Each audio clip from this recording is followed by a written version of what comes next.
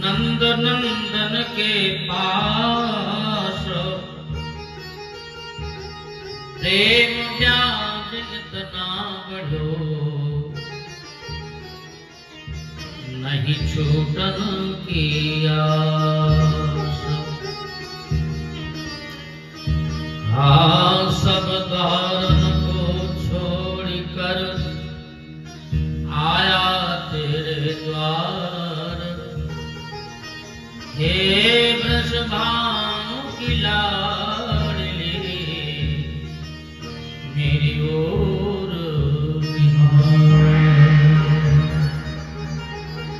बांसुरी वाले सावरे मेरी ओर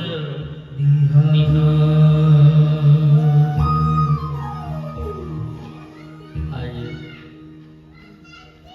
भगवान के चरणों में चित्त को लगाते हुए भगवान के चरणों में हम सब प्रार्थना करते हैं।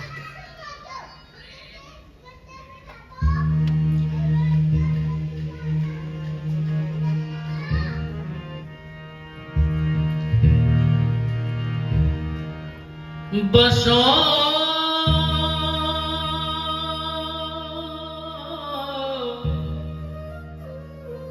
बसो बसो बसो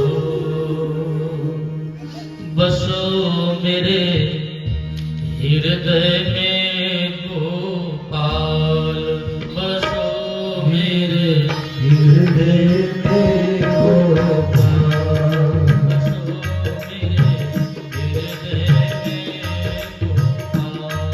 बसो मेरे हृदय में गोपाल, अपना प्यार भरो या मन में, अपना प्यार भरो या मन में, अपना प्यार भरो या मन में, अपना प्यार भरो या मन में, वासी को बेहाथ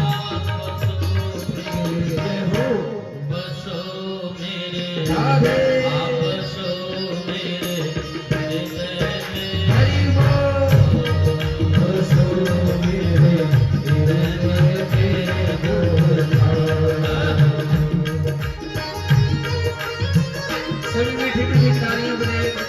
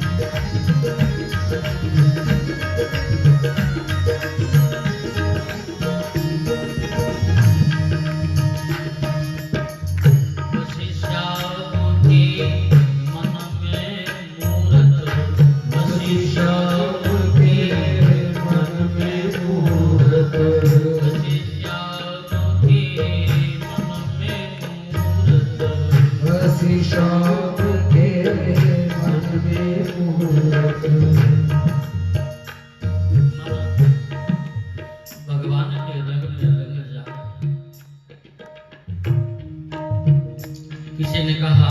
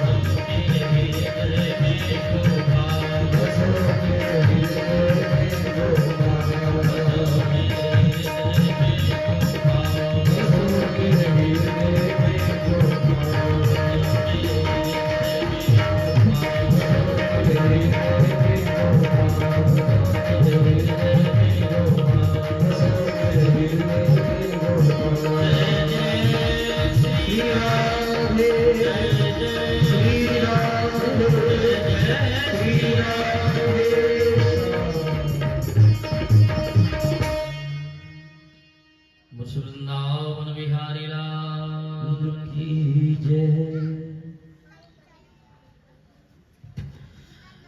आनंद कंद परमानंद परात्पर परब्रह्म परमेश्वर जगत नियंता जगदाधार अखिल ब्रह्मांड नायक त्रिभुवन सुंदर श्याम सुंदर गोपी चित्त चोर यशोदानंद वर्धन अकारण करुणा करुणालय भगवान कल्पतरु भगवान श्री कृष्ण की भुवन पावनी कृपा से अपने अंतःकरण को पावन बनाने के लिए आइए श्रीमद् भागवत महापुराण का स्वागत करें।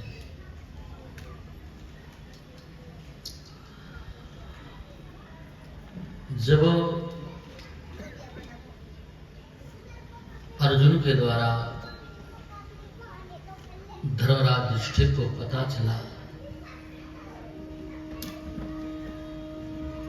कि भगवान ने इस धरा का त्याग कर दिया,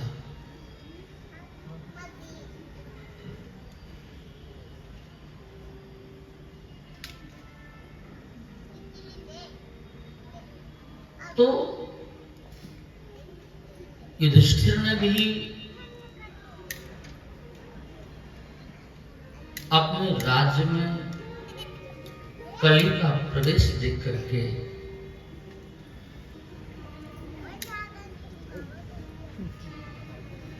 अपने पौत्र परीक्षित का राज्याभिषेक करके स्वयं हिमालय की ओर चले गए।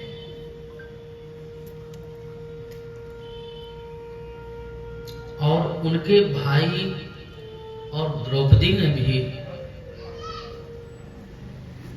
उनका अनुगमन किया।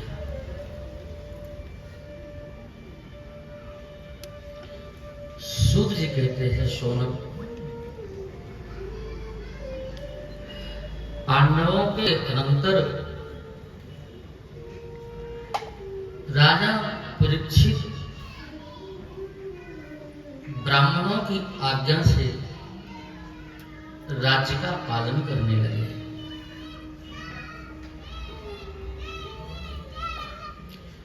उत्तर की पुत्री इरावती के साथ उनका विवाह संपन्न हुआ,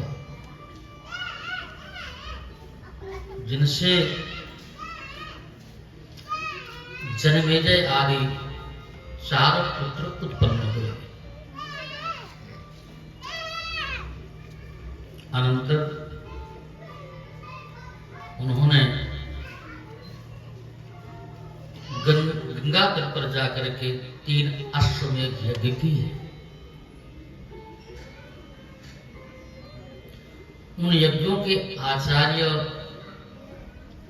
कृपाचार्य थे,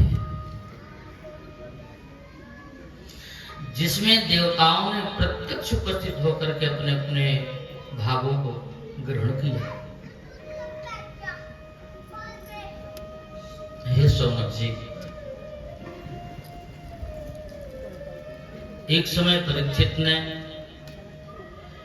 दिग्विजय करते हुए कली को पकड़ा। वो राजवेश धारण किए अपने पैर से गाय को और बैल को मार रहा था।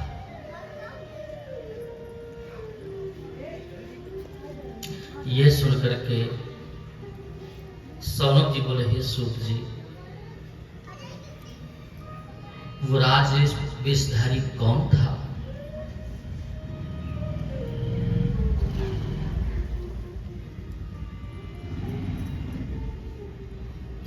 यह प्रसंग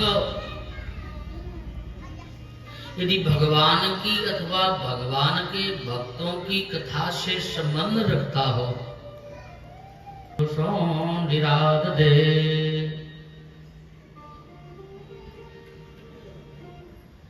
जिस समय राजा परीक्षित ने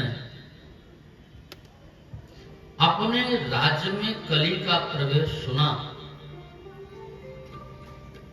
उसी समय धनुष बाण लेकर के रथ पर सवार हो चतुरंगनी से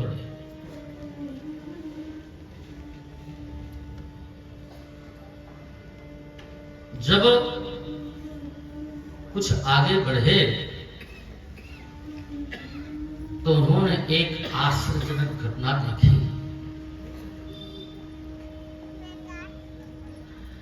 वृषभ रूपधारी धर्म एक पैर से चल रहा था। उसने रोती हुई गाय से पूछा, हे माता, आप दुखी क्यों हैं? आपका मुख मलिन सा मालूम पड़ रहा है। क्या आपको कोई सता रहा है? क्या आपका कोई बंधु दूर चला गया है जो आप उसका शोक कर रही हैं? अथवा मेरी ये दशा देख करके आपको दुख हो रहा है? अथवा दुष्ट राजाओं के अत्याचार से दुखी हो?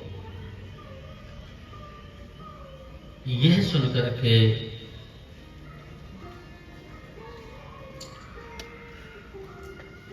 गोरूप धारणी पृथ्वी ने कहा, हे धर्म, आप सब जानते हुए भी अनजान की तरह क्यों पूछ रहे हो? जैसा आपने कहा है, मैं इन सभी का शोक कर रही हूं।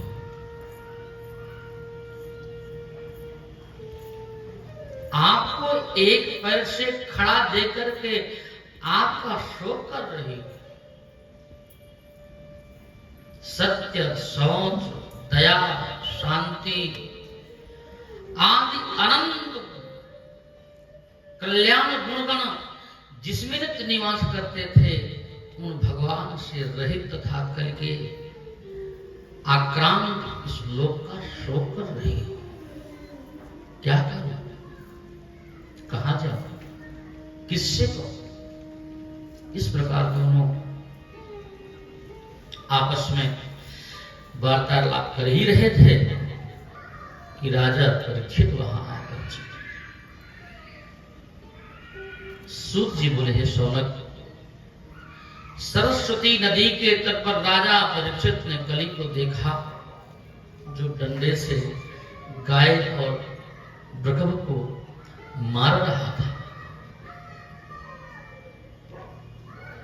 रथ पर बैठे राजा परीक्षित ने यह विभत्स दृश्य देखा तो कड़क करके बोले, अरे दुष्ट, तो कौन है? इस प्रकार वृषभ और गाय को क्यों सता रहा है? साथ ही गौर, गाय और बैल से कहा कि हे माता, तुम मेरे रहते हुए रोती क्यों?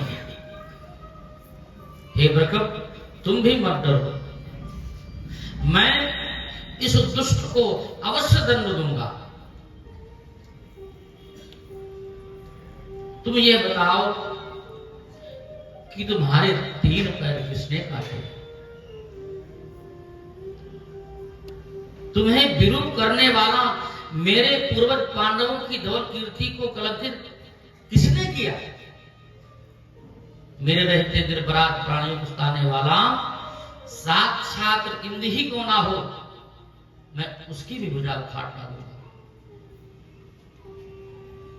वृक्ष रूपी धर्म यह सुनकर के बोला कि हे पुरुषश्रेष्ठ, आप उन पांडवों के वंशधर हैं जिनके विविध गुणों से रीझ करके भगवान ने दूत, सारथी आदि तक का काम किया। आप आपका इस प्रकार भयभीतों को अभय देना उचित नहीं है, किंतु जिसने मुझे क्लेश दिया है उसे आप स्वयं समझें। मैं इस विषय में कुछ नहीं कह सकता, क्योंकि क्लेशदाता कौन है यह विषय बड़ा जटिल है। इसमें विद्वानों का मतभेद है।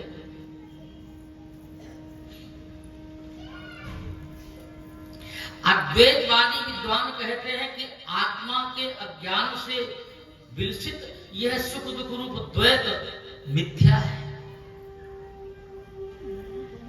अतः सुख और दुख का कारण कोई नहीं है। तार्किक सुख दुख का कारण आत्मा को मानते हैं,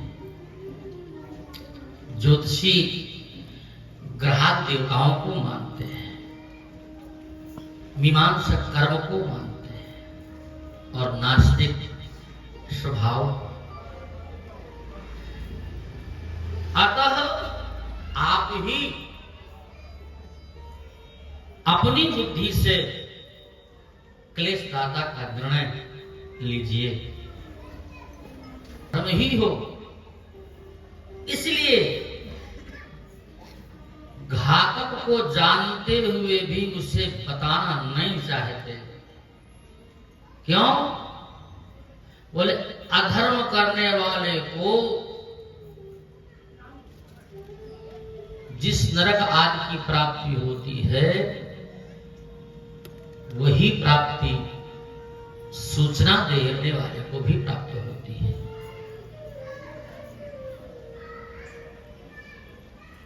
हे सूत जी कहते हैं शौनक, यह विचार करके राजा ने अपनी बुद्धि से दुख का कारण मन को मान लिया। मन परम कारण माम नंति,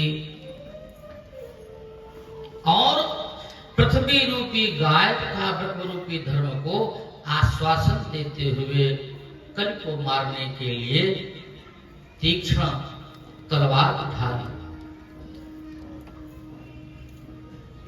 राजा परीक्षित को मारने के लिए आकार दे करके कली ने अपने सिर से मुकुट उतार करके राजा परीक्षित के चरणों में रख दिया, उनके चरणों में जा गिरा।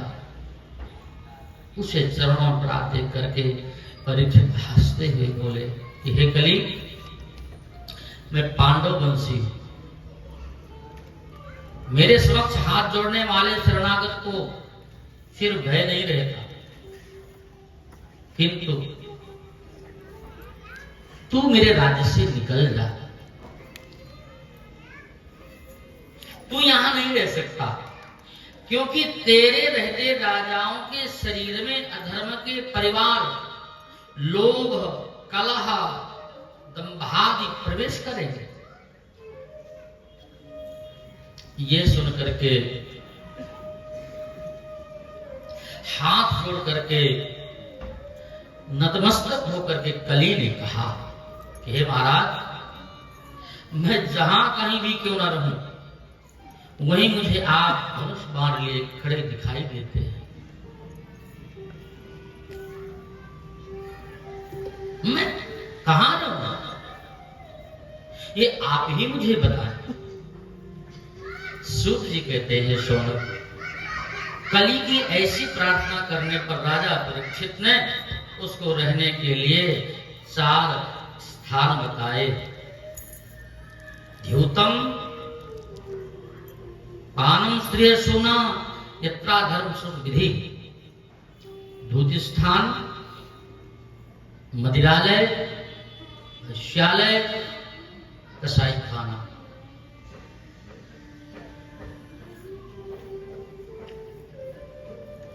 और पुनः प्रार्थना करने पर उसे रहने के लिए एक स्थान राजा ने और दे दिया, सुवर्ण, जिसमें इन चारों का तथा बैर का निवास है। इसलिए अद्भुत चाहने वाले को, जो भगवान को पाना चाहता हो, उसे इन 5 का सेवन नहीं करना चाहिए, नहीं पूछना चाहिए। बाद में राजा परीक्षित ने धर्म के शेष 3 पाद, तप, शौच और दया को जोड़ दिया, उसके 4 पैर पूरे कर दिए और पृथ्वी को आश्वासन देकर के संतुष्ट किया। सूत जी बोले, हे राज ऋषियों, ऐसे प्रभावशाली राजा परीक्षित माता के गर्भ में ही दत्त हो चुके थे, पर भगवान श्री कृष्ण की कृपा से बच गए। उन्होंने विचार किया कि कली में मानसिक पुण्यों का जो है फल मिल जाता है, पापों का नहीं। काली के गुण ले लिए और उसे छोड़ दिया, मारा नहीं। एक दिन शिकार खेलने के लिए धनुष बाण लेकर के वन में गए। वहां मृगों के पीछे दौड़ते दौड़ते राजा थक गए और प्यास से कंठ सूख गया। जलाशय ना मिलने पर वे समीप मुनि के आश्रम में जा पहुंचे। जब राजा वहां पहुंचे, उस समय मुनि समाधि में स्थित थे, लीन थे। मुनि को बाहर का कुछ ज्ञान नहीं था। ऐसी अवस्था में राजा ने उनसे जल मांगा। जब कुछ उत्तर ना मिला तब राजा को रोष आ गया, क्रोध आया और रोष में आकर के एक मरा हुआ सांप ऋषि के गले में डाल करके नगर को लौट गए। मुनि का पुत्र श्रृंगी कौशिकी नदी के तट पर बालकों के साथ खेल रहा था। जब उसे ये समाचार मिला तो क्रोध से उसके नेत्र लाल हो गए और उसने नदी के जल का आचमन करके राजा को श्राप दे दिया। हे मर्यादा का उल्लंघन करने वाले राजा,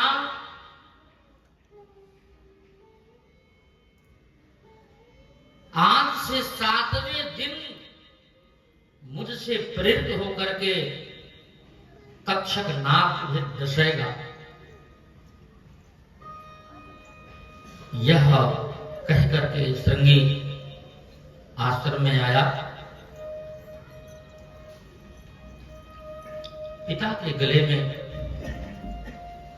मरा हुआ सर्प लिपटा हुआ देख करके दुखित होकर के जोर जोर से रोने लगा। पुत्र के रोने का शब्द सुनकर के मुनि की समाधि टूट गई और उन्होंने आंखें खोली तो गले में मरा हुआ सर्प देखा। उसे फेंक करके पुत्र से पूछा, वत्स कस्मात् रोदिष? अरे बेटा, तुम रोते क्यों हो? किसने तुम्हारा अपमान किया? पुत्र ने सारा वृत्तांत कह सुनाया। मुनि को जब ज्ञात हुआ कि पुत्र राजा को श्राप दे दिया है, तब उन्होंने पुत्र की सराहना नहीं की। उसकी नादानी की भर्त्सना की है और कहा, रे अज्ञानी, थोड़े से अपराध पर तूने इतना भारी दंड दिया। राजा साधारण मनुष्यों की भांति साधारण मनुष्यों को तुलना के योग्य नहीं होते। राजा विष्णु का अंश होता है। तूने बड़ा अनुचित काम किया। प्यास से व्याकुल होने पर राजा हमारे आश्रम में आए, वो श्राप की योग्य न था। इस प्रकार दुखित होकर के मुनि भगवान की प्रार्थना करने लगे, हे भगवान, अपक्व बुद्धि मेरे पुत्र ने आपके भक्त राजा को श्राप दे डाला। बालक होने के कारण उसके रात को क्षमा कर। सूत जी बोले, हे सौनक, राजा परीक्षित वन से लौटकर जब अपने भवन में आए तो उन्हें बड़ा पश्चाताप हुआ और विचार आया कि मैंने दुर्जनों की भांति बड़ा ही नीच कर्म किया है, बड़ा बुरा कर्म किया है, जो निरपराध ऋषि के गले में मृत सर्प डाल दिया। मेरी क्या गति होगी? मुझे शीघ्र ही ऐसा दंड मिले जिससे मेरे पापों का प्रायश्चित्त हो।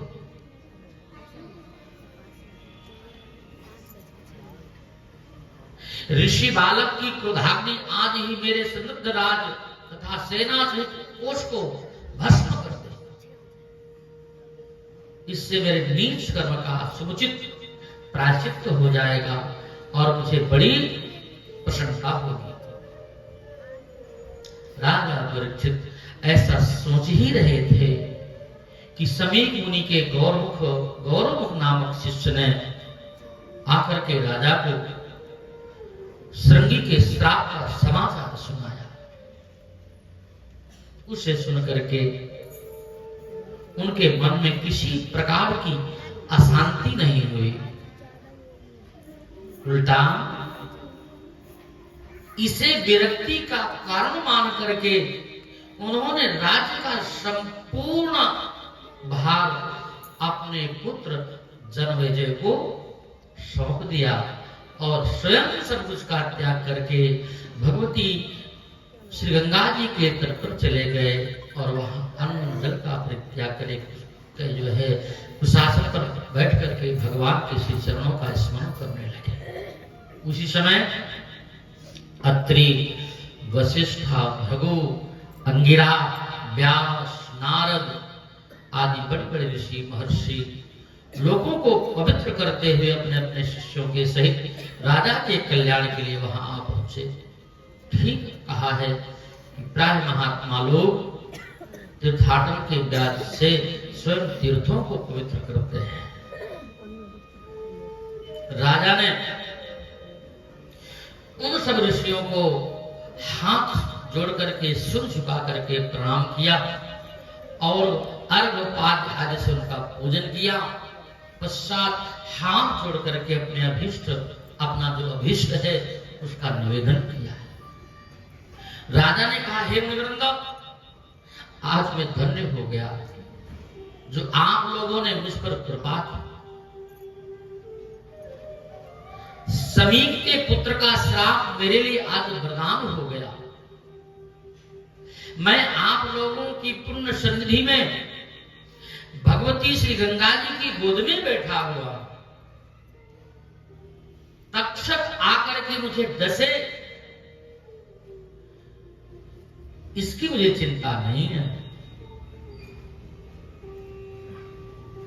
आप मुझे भगवान का अभिमानुवाद सुनावें, यही मेरी आप महानुभावों से विनम्र प्रार्थना है।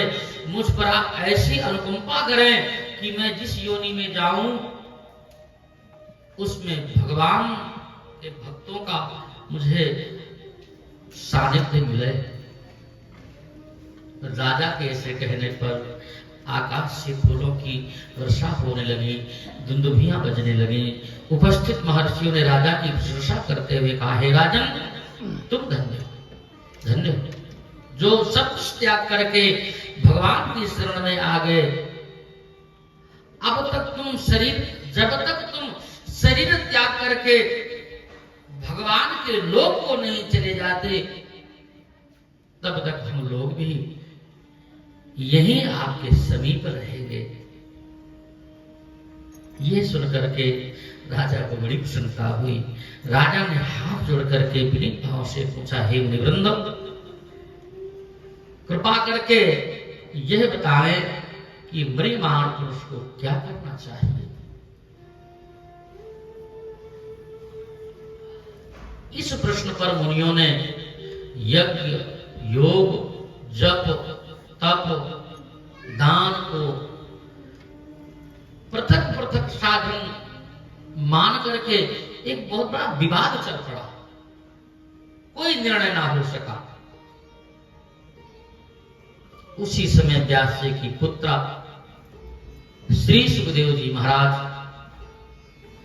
पृथ्वी का भ्रमण करते हुए दैवयोग से शासन दिया और सिर झुका के प्रणाम किया और विधिवत उनका पूजन किया। आओ, जब तक प्रधान जी, श्याम जी श्री सुखदेव भगवान का पूजन करते हैं, तब तक हम भगवान के सुंदर एक भजन गुनगुनाने का प्रयास करते हैं। बोलो वृंदावन बिहारी लाल की जय, सच्चिदानंद भगवान की जय।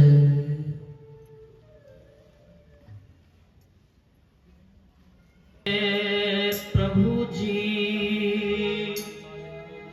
तुम हमारे हो, तुम हमारे ही रहोगे। ओ मेरे प्रियतम, तुम हमारे थे प्रभु जी, तुम हमारे हो, तुम हमारे ही रहोगे। ऐ मेरे प्रभु,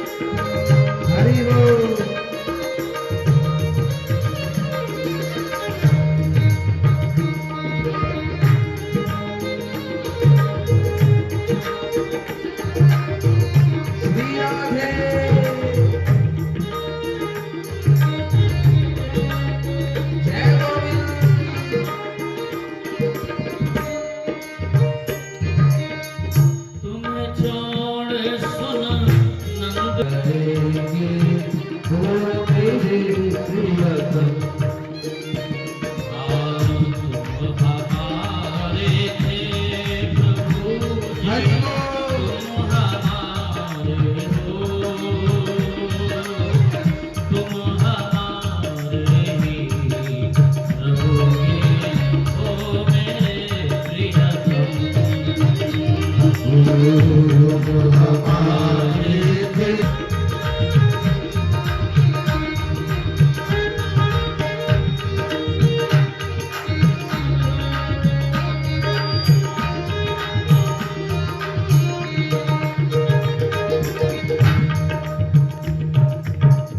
तेरे कारण सब जग छोड़ा, तुम सब नाता जोड़ा। तेरे कारण सब जग छोड़ा, तुमसे नाता जोड़ा।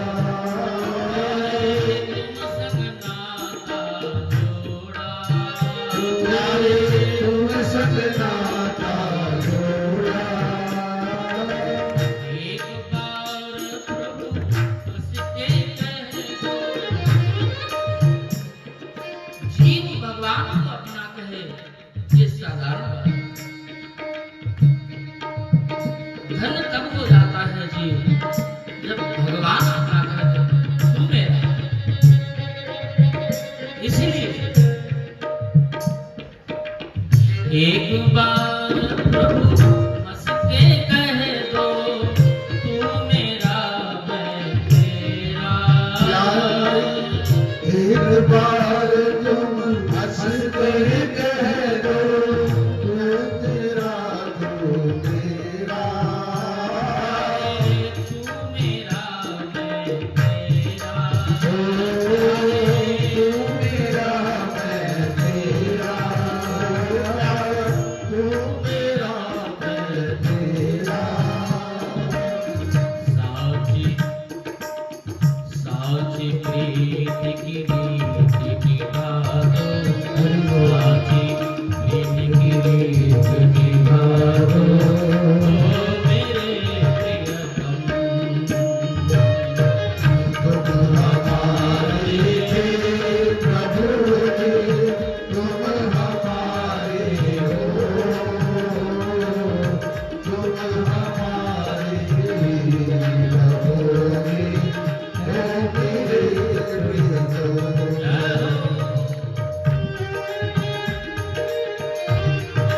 श्री राधे जय गोविंद हरि बोल।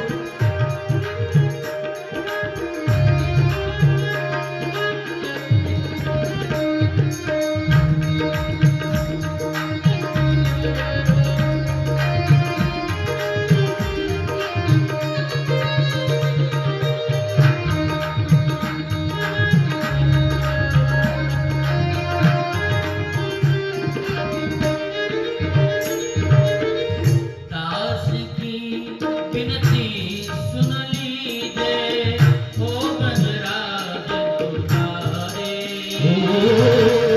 दास की विनती सुन लीजिए, ओ गजराज दुलारे। दास की विनती सुन लीजिए, ओ गजराज दुलारे। दास की विनती सुन लीजिए, ओ ब्रजराज दुलारे। आखिरी आस यही जीवन की, पूर्ण करना प्यारे। आखिरी आस यही जीवन की, पूर्ण करना प्यारे। पूर्ण करना प्यारे। पूर्ण करना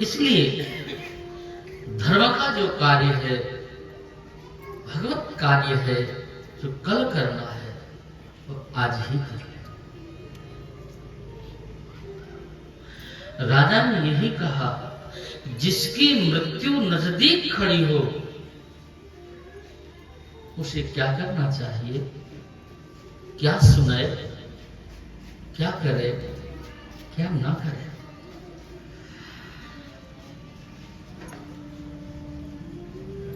सुखदेव जी ने कहा, राजन तुम्हारा प्रश्न बड़ा अच्छा है, ज्ञानी जनों से सम्मत है, इससे संसार का कल्याण होगा। यद्यपि संसार में सुनने के योग्य अनेक शास्त्र हैं, किंतु उनसे विशेष लाभ होना संभव नहीं है। आयु का ठिकाना नहीं है, उसमें भी रात्रि निद्रा और दिन में धन की चिंता, कुटुंब का पालन पोषण है नहीं। वास्तव में हम साल भर इस दिन का इंतजार करते हैं। ये तीसरी बार है। एक बार भगवान ने कृपा करी, हमने मंदिर के अंदर भगवान की कथा की, हौसला बढ़ा। पिछली बार यहीं पे हमने कथा की और इस बार भी भगवान ने हमें अवसर दिया। हम तो कुछ और सोच रहे थे, दिमाग में बहुत सारी बातें चल रही थी, चर्चा भी चली, पर भगवान की इच्छा है नहीं। पर परीक्षा भी तो चल रही है। पंडित जी क्या करें, बच्चों के पेपर है, ये ध्यान रखना, जीवन भी पेपर है नहीं। वहां भी तो उत्तर देना है। भाई गए थे, भाई साहब बोल रहे थे, यही तन कर फल विषय न भाई। संसार के जो विषय हैं कितना सुख देंगे। बोले संसार के विषयों की तो बात छोड़ो, स्वर्ग के जो सुख हैं वो भी स्वल्प, स्वर्गौ स्वल्प, अल्प दुखदायी। संसार के जो विषय हैं उनकी जो परिणति है वो विषय है, दुखद है। तो सुख क्या है? बोले भजिया राम सब काम विहाई। सब कामों को त्याग करके अगर भगवान अवसर दे दे तो भगवान का भजन करें। कितना करें? बोले जितना हो सके, एक घड़ी, आधी घड़ी, नहीं तो फिर आधी ते पुनियाद, जितना मिल सके।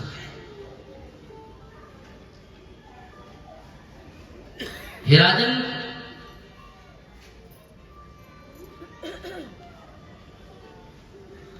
निश्चल मन से केवल एकमात्र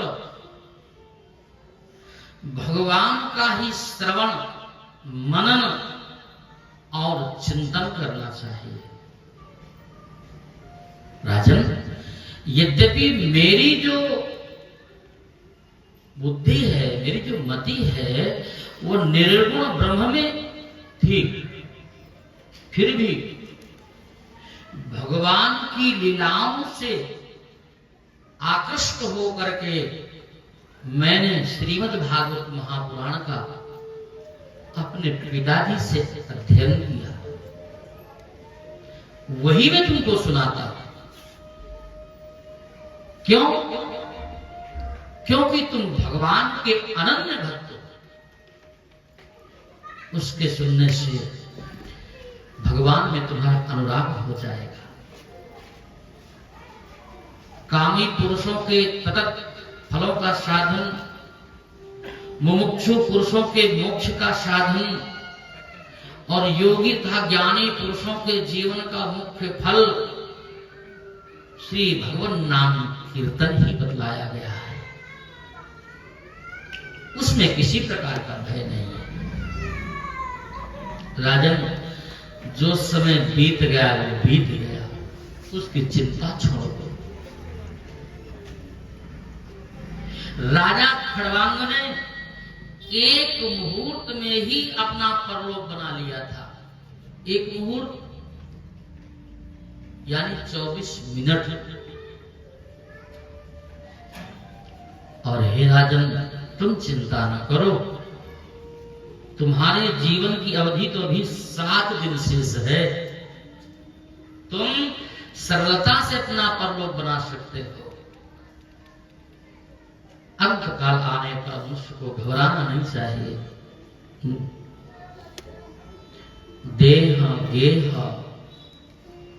इन सबकी ममता का त्याग करके किसी पुण्य तीर्थ पर चला जाना चाहिए और वहां स्नान आदि से निवृत्त होकर के ओंकार का जप करना चाहिए और धीरे धीरे विषयों से मन को हटा करके भगवान के स्वरूप में लगा देना चाहिए। उसके बाद सूक्ष्म रूप में मन की धारणा, सद्यो मुक्ति और क्रम मुक्ति का वर्णन किया। सदर बाजार से हमारी आदरणीय बहन जी आई। बोले पंडित जी, कल तो भगवान का जन्म होगा। आपको बहन जी अभी तो राजा परीक्षित गंगा किनारे नहीं गए, मैं क्या करूं? भगवान का जन्म कल नहीं, भगवान का जन्म तो परसों मनाएंगे। 4 दिन नहीं, 5वें दिन में मनाएंगे। क्या करें? कितनी कथा आगे बढ़ाएं, बिना कथा को छोड़े कथा आगे बढ़ेगी नहीं। धीरे धीरे आगे भी बढ़ना है। ये कथा नारद जी को ब्रह्मा जी सुना रहे हैं, राजा परीक्षित को सुखदेव जी सुना रहे हैं और शौनक आदि ऋषियों को सूत जी सुना रहे हैं।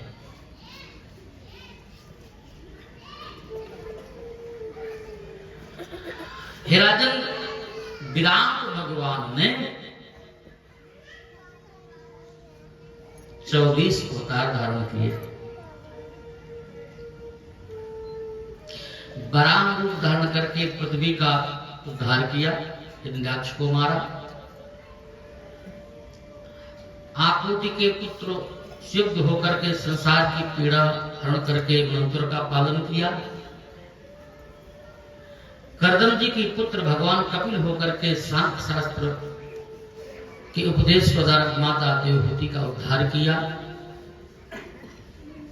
अत्रि के पुत्र दत्तात्रेय होकर के है आदि नरेशों को उपदेश दिया। शनकादिक को 4 मूर्तियां धारण करके प्रलय में नष्ट आत्म तत्व का उपदेश किया। नर नारायण रूप धारण करके अपने तप के प्रभाव से कामादि को दमन करके परास्त किया। उसकी विस्तृत चित्र का 11वें स्कंद में वर्णन होगा। हर अवतार लेकर के ध्रुव की तपस्या पर रेज करके उसे ध्रुवलोक दिया। राजा बेन के पुत्र होकर के जो है पृथु होकर के संपूर्ण पदार्थों का पृथ्वी से दोहन किया और पिता बेन की नरक से रक्षा की और पुत्र नाम सार्थक किया। नाभि के पुत्र होकर के परमहंस का वास्तविक स्वरूप बतलाया और दिखाया। ब्रह्मा जी के यज्ञ में भगवान हयग्रीव रूप से प्रकट हुए, जिनके श्वासों से वेदों का प्रादुर्भाव हुआ। मत्स्यावतार लेकर के ब्रह्मा के मुख से जल में गिरे और वेदों को लाकर के ब्रह्मा जी को दिया।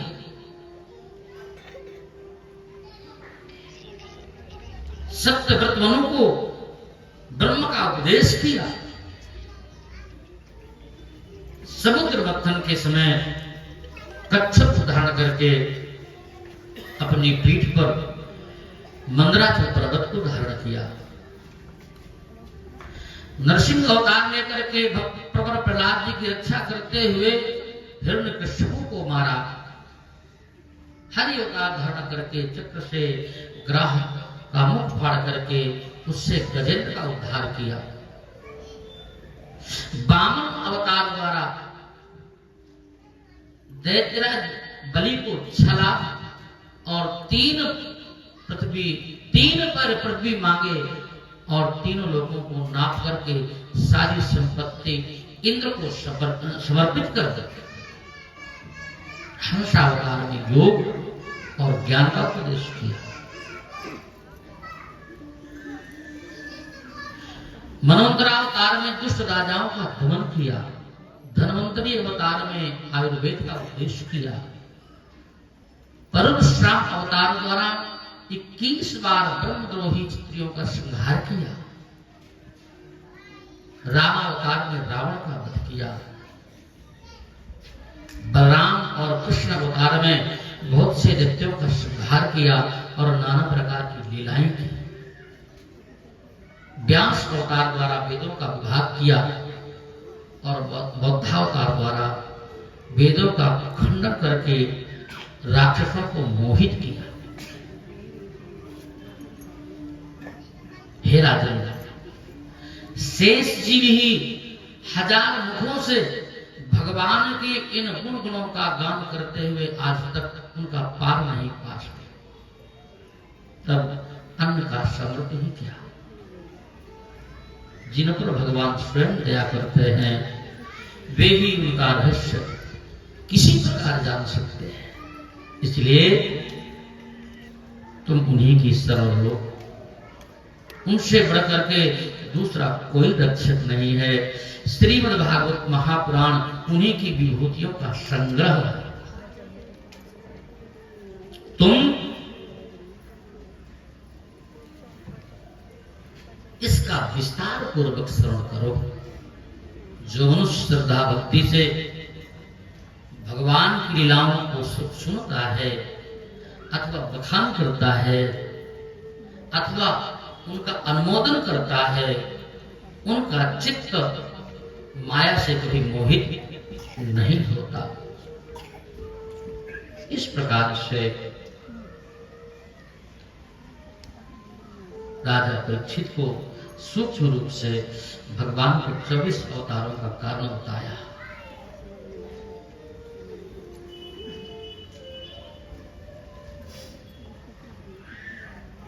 सुखदेव जी कहते हैं, राजन, जो प्रश्न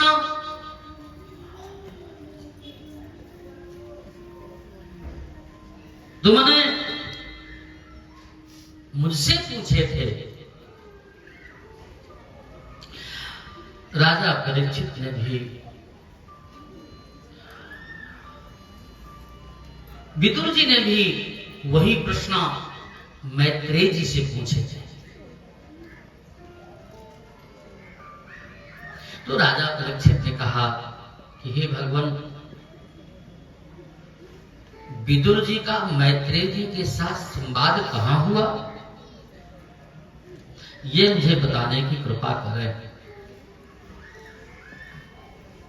सुख जी ने कहा, हे सौनक, राजा परीक्षित के इस प्रश्न पर सुखदेव जी ने कहा, राजन, जब राजा धृतराष्ट्र अधर्म पूर्वक अपने पुत्रों का पोषण करने लगे और पितृहीन पांडवों को लाक्षा भवन में जलाने का प्रयास किया गया, भरी सभा में रोती कुष्ठा द्रौपदी के केस खींचे गए, उनकी साड़ी उतारने का प्रयास किया गया, वनवास से लौटने पर युधिष्ठिर को उनका भाग नहीं दिया गया, संधि का प्रस्ताव लेकर आए भगवान की बात ठुकरा दी गई,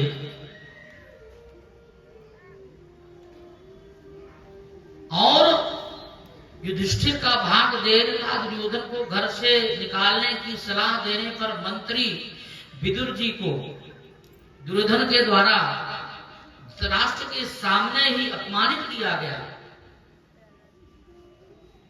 तब दुखित होकर के वहीं पर दरवाजे पर ही धनुष बाण रख करके विदुर जी तीर्थ यात्रा करने चले गए। राजन, उनके चले जाने से मानो उनके साथ कौरवों का पुण्य ही चला गया। हे राजन, वे अवधूत वेश में तीर्थ क्षेत्रों में भ्रमण करते हुए व्रत में तीर्थ में रहते और तीर्थों में प्रायः व्रत किया करते थे। इधर राजा युधिष्ठिर सारी पृथ्वी पर एक छत्र शासन कर रहे थे। उधर विदुर जी घूमते हुए प्रभास क्षेत्र जा पहुंचे और वहां कौरवों के नाश की चर्चा सुनकर के पश्चिम वाहिनी सरस्वती के किनारे किनारे अत्रि आदि महर्षियों के नामों से प्रसिद्ध बहुत से तीर्थों का दर्शन करते हुए यमुना किनारे जा पहुंचे। वहां उनकी जो है भगवान के अनन्य भक्त उद्धव से भेंट हुई। उद्धव जी के दर्शन से उन्हें अपार हर्ष हुआ। विदुर जी ने प्रेम से उद्धव को आलिंगन करके बंधुओं का कुशल समाचार पूछा।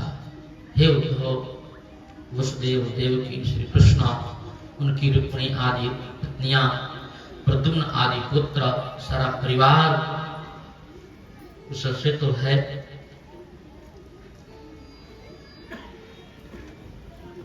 आप कृपा करके मुझे भगवान की कथा सुनाएं जिससे मेरा चित्त शांत हो। सुखदेव जी ने कहा, हे राजन, इति भागवता पृष्टः छत्रावार्तां प्रियाश्रयां।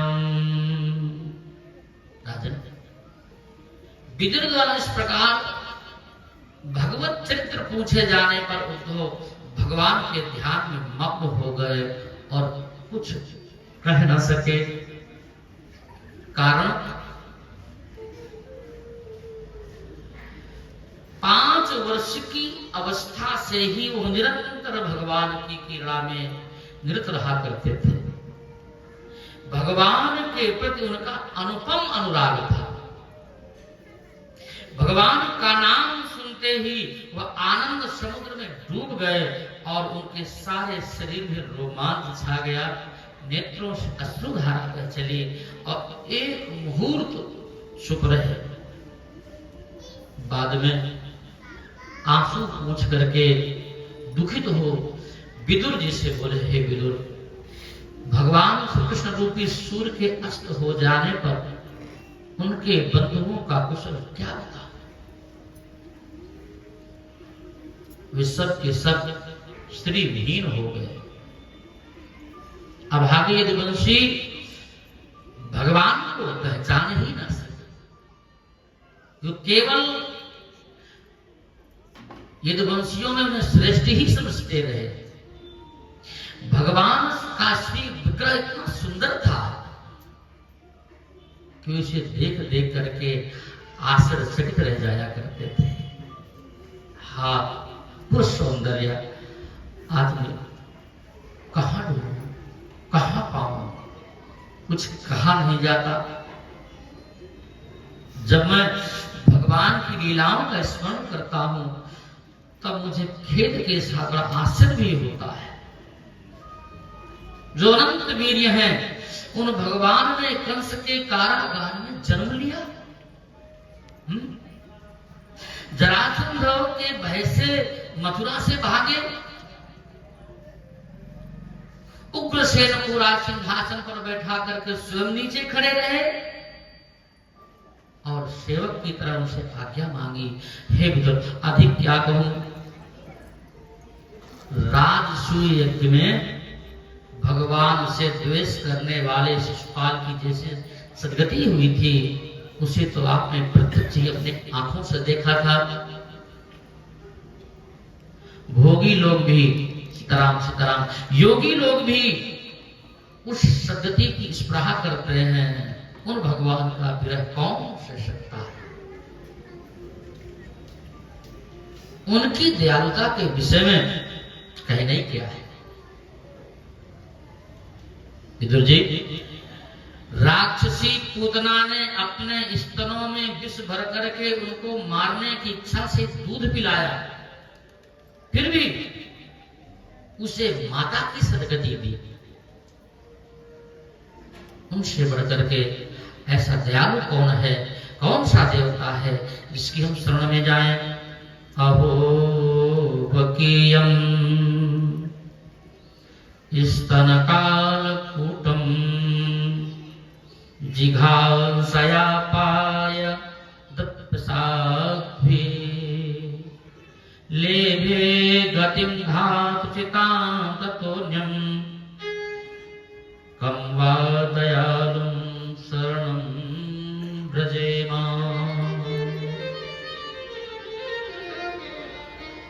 उद्धव जी बोले, हे विदुर, ब्रज से मथुरा में आकर के भगवान ने अपने माता पिता को कारागार से छुड़ाया, कंस की चोटी पकड़ के सिंहासन से धरती पर पटका और घसीटा, संदीपनी गुरु से विद्या पढ़ करके गुरुदक्षिणा में उनके पुत्रों को यमलोक से ला करके दिया, रुक्मिणी का हरण किया, वृतांत बहनों को नाथ करके नवजितली से विवाह किया, सत्यभामा की क्षमता के लिए स्वर्ग से कलवृक्ष ला करके उनके आंगन में लगा दिया और भौमासुर को मार करके 16,000 कन्याओं से एक ही मुहूर्त में विवाह किया। प्रत्येक पत्नी से 10-10 पुत्रों को उत्पन्न करके 10 पुत्रानाधे ही इस श्रुति को चरितार्थ किया। काल यवन जरासंध दुष्ट राजाओं का मुस्कंद भीम आदि द्वारा वध कराया एवं कितने को स्वयं मारा। कौरवों का संहार करा करके युधिष्ठिर को राज सिंहासन में बैठाया, फिर द्वारका में आकर के नाना प्रकार की लीलाएं की। यदुकुल का नाश कराने के लिए ऋषियों से श्राप दिलवाया और कुछ दिन बाद सब यदुवंशी प्रभास क्षेत्र में गए। वहां उन्होंने पितरों और देवताओं का तर्पण करके पूजन किया। ब्राह्मणों को सोना चांदी वस्त्र आभूषण गाय अन्न पृथ्वी आदि नाना प्रकार की वस्तुओं का दान किया और उनको साष्टांग प्रणाम किया। उद्धव जी बोले, हे विदुर, फिर सब यदुवंशियों ने ब्राह्मणों की आज्ञा से भोजन किया। अनंतर फिर खूब मदिरा पान किया और एक दूसरे पर मर्म भेदी विषम कसने लगे। वचन मदिरा के नशे में उत्पन्न होकर के आपस में लड़ झगड़ करके कट मरे। भगवान भी अपनी माया का तमाशा देख करके सरस्वती नदी के तट पर जाकर के आचमन करके अस्वस्थ वृक्ष के नीचे बैठ गए और भगवान ने मुझसे कहा कि तुम बद्रिकाश्रम चले जाओ, पर मैं भगवान का अभिप्राय जान करके उन्हीं के पीछे पीछे चला गया। वहां भगवान बाएं पैर पर अपना दाहिना पैर रख करके पीपल के सहारे एक तरफ बैठ गए। मैत्रेय जी की समक्ष ही संबोधन करके भगवान ने मुझसे कहा, हे उद्धव, मैं तुम्हारा अभिप्राय जानता हूं, मैं तुमको वह दुर्लभ वस्तु देता हूं जो मुझसे विमुख जीवों को कदापि प्राप्त नहीं हो सकती, क्योंकि तुम पूर्व जन्मों में मेरी बहुत बड़ी आराधना की है। ये तुम्हारा अंतिम जन्म है जिसमें तुम मुझे इस अवस्था में देख रहे हो। मैंने सृष्टि के आदि में ब्रह्मा को वही दुर्लभ वस्तु दी थी जिसमें हमारी महिमा को प्रकाशित करने वाली लीलाओं का विस्तार है, जिसे विद्वान श्रीमद् भागवत महापुराण कहते हैं। इस पर उद्धव ने कहा कि हे भगवान, आपके भक्तों को चारों पदार्थों में से कोई भी दुर्लभ नहीं है, तथापि आपके चरण कमलों की सेवा में उत्सुक मैं उन्हें नहीं चाहता। मुझे तो आप अपने रहस्यों का प्रकाशक केवल भागवत ज्ञान का ही प्रदान करने की कृपा करें, जिससे मैं दुख समुद्र से पार हो जाऊं। यह सुनकर के भगवान ने उद्धव को अपने रहस्य में ज्ञान का उपदेश किया और परमास्थिति सामीप्य मुक्ति भी प्रदान की।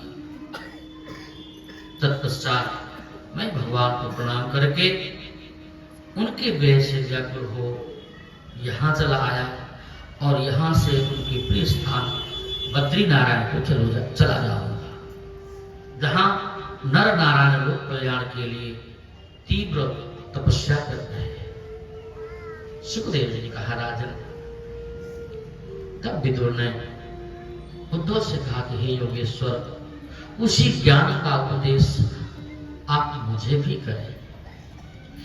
इस पर उद्धव ने कहा कि मेरे सामने ही भगवान ने मैत्रेय जी से कहा कि मेरे ज्ञान का उपदेश तुम विदुर को भी देना।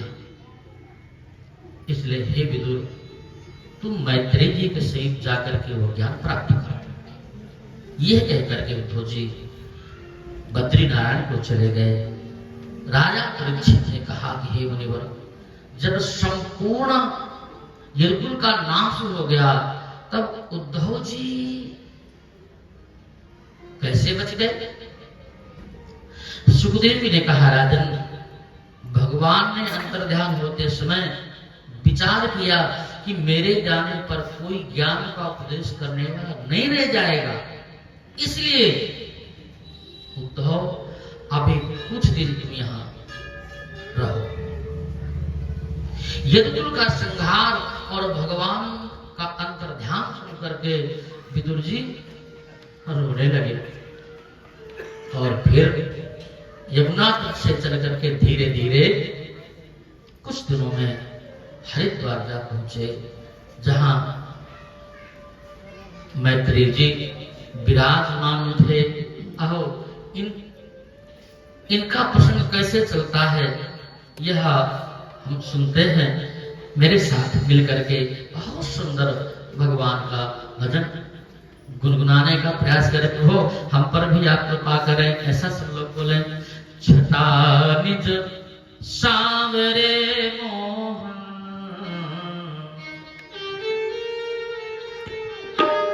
सब प्रार्थना करें, सब बोले, छटा निज सांवरे मोहन, दिखा दोगे तो क्या होगा। सांवरे मोहन, दिखा दोगे तो क्या होगा। निज सांवरे मोहन, दिखा दोगे तो क्या होगा। निज सांवरे मोहन, दिखा दोगे तो क्या होगा। सांवरे मोहन, दिखा दोगे तो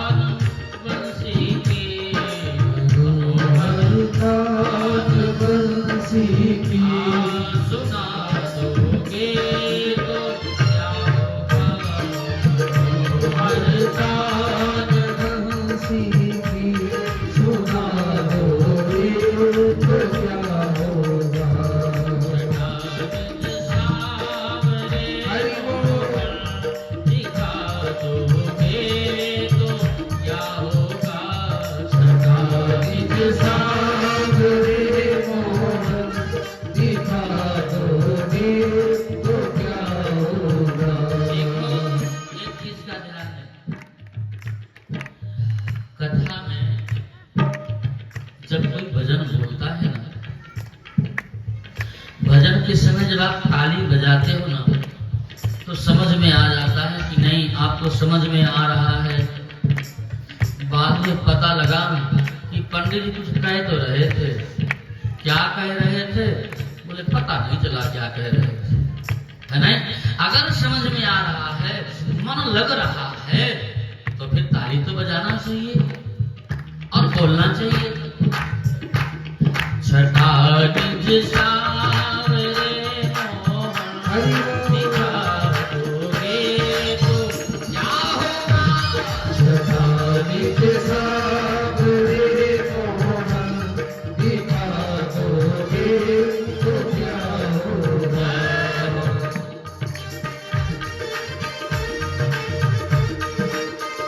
राधे श्री राधे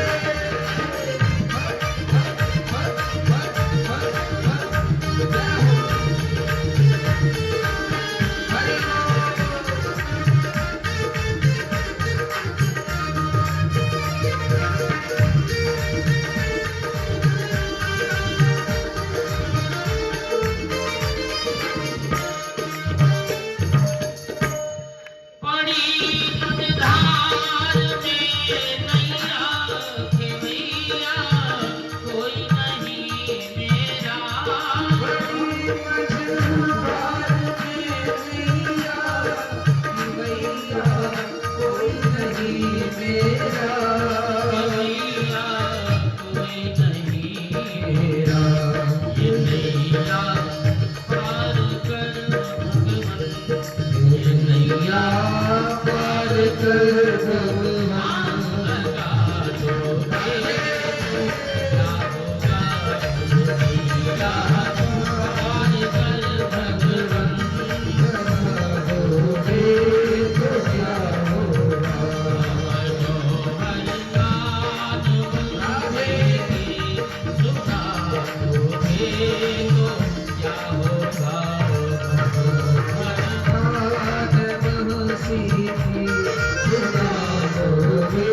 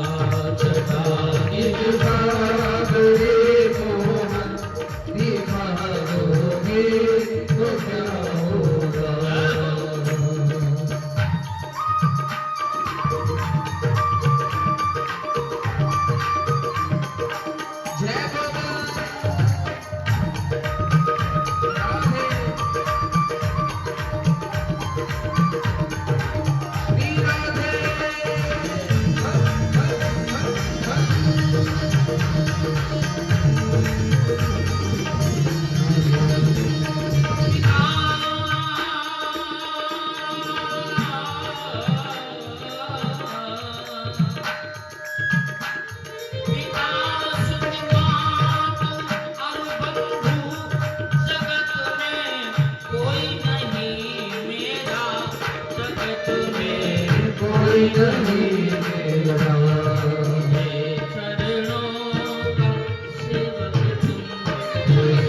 चरणों का सेवक हूँ योगी मेरा होगा चरणों का सेवक हूँ बना दोगे तो क्या होगा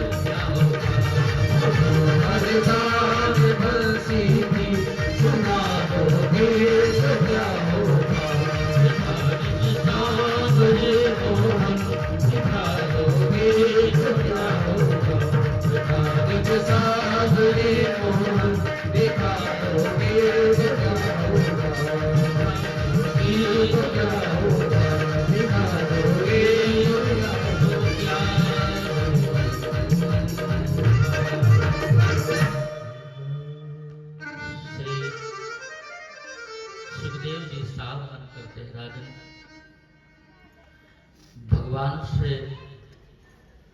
भगवान की नाभि कमल से ब्रह्मा जी उत्पन्न हुए। ब्रह्मा जी ने भगवान की स्तुति की और भगवान के द्वारा उन्हें सृष्टि सामर्थ्य का वर प्रदान हुआ। ये कथा सुनाई। जब मानव सृष्टि से प्रजा की वृद्धि नहीं हुई, तब यौन सृष्टि का आरंभ कैसे हुआ, कथा सुनाई।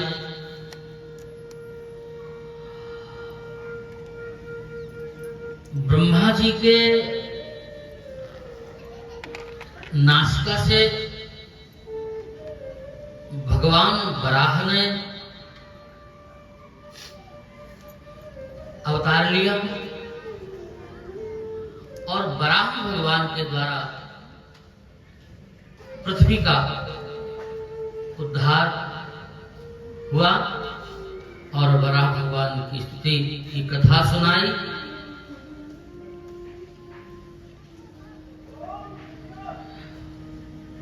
और हे राजन, दिति के हट से सायंकाल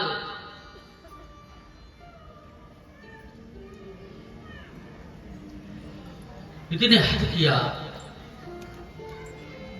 पति ने मना किया, देवी ये संध्या का समय है, अपना हट छोड़ो। पर दिति नहीं मानी। फलस्वरूप उनके गर्भ रहा और हिरण्याक्ष का और हिरण्यकश्यप का जन्म हुआ। आज कथा सुनाई। उसके बाद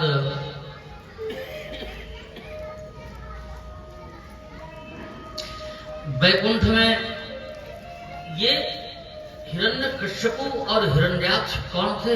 बोले भगवान के ये दोनों पार्षद थे, गण थे, जय और विजय। इनको ही सनत कुमारों ने श्राप दिया। फलस्वरूप उन महापुरुषों के श्राप के कारण ये दोनों भयावह राक्षस योनि को उत्पन्न हुए। स्वर्ग से इनका पतन हुआ। आज कथा सुनाई।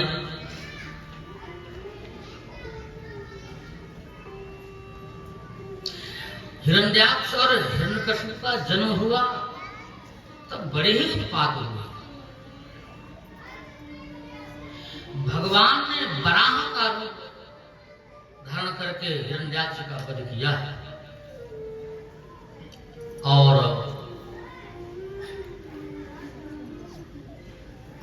दूसरे रूप से नरसिंह भगवान का अवतार लेकर के हिरण्यकशिपु का वध किया। ये कथा आगे आएगी। करदम जी की तपस्या और स्वयंभू मनु का आगमन बड़ी पावन कथा है। यह कथा देखो, प्रधान जी ने कल कह तो दिया था कि कथा 4 से 7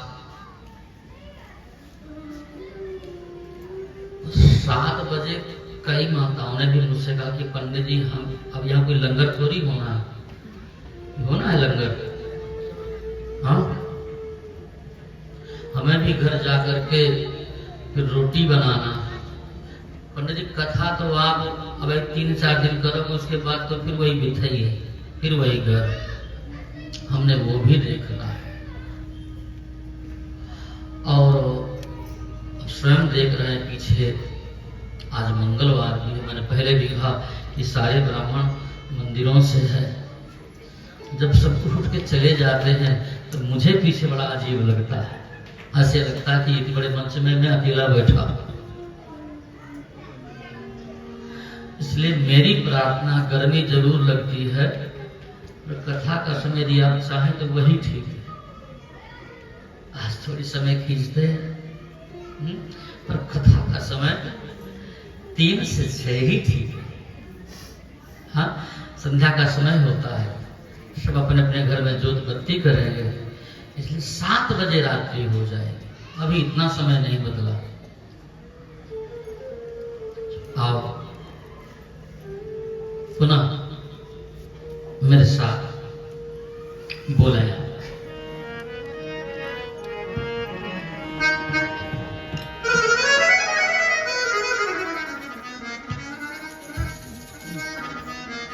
वो देखो भाटिया साहब आ गए।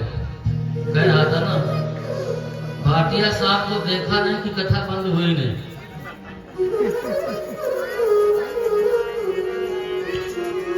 आज मंगलवार है ना, तो ध्यान रखना, जो प्रेम गली में आया नहीं, जो प्रेम गली में आया नहीं, प्रियतम का ठिकाना क्या जाने। जो प्रेम गली में आया नहीं, प्रियतम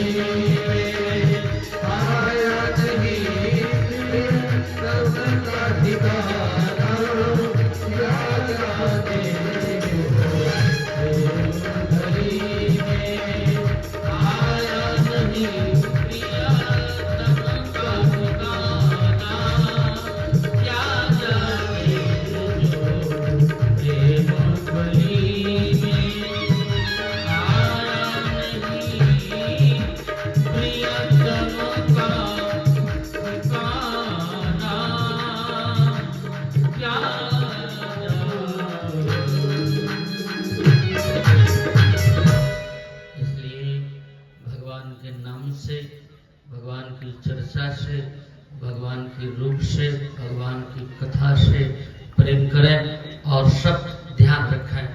भाई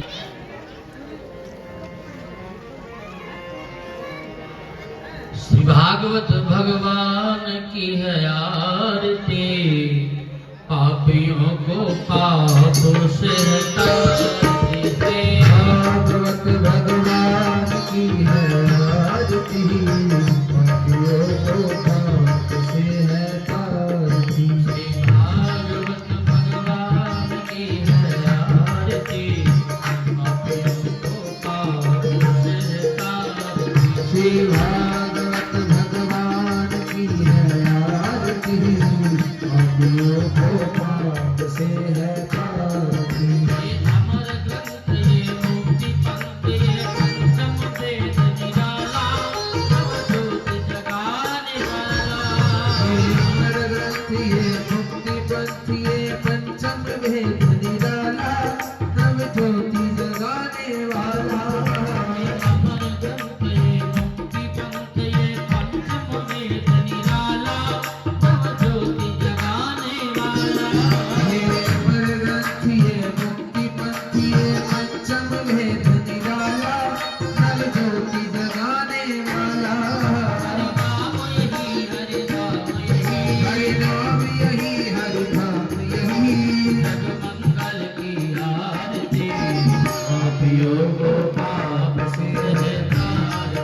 भागवत भगवान की है आरती पापियों को पाप से हटाती। भागवत भगवान की है आरती पापियों को पाप से हटाती। भागवत भगवान की है आरती पापियों को पाप से हटाती।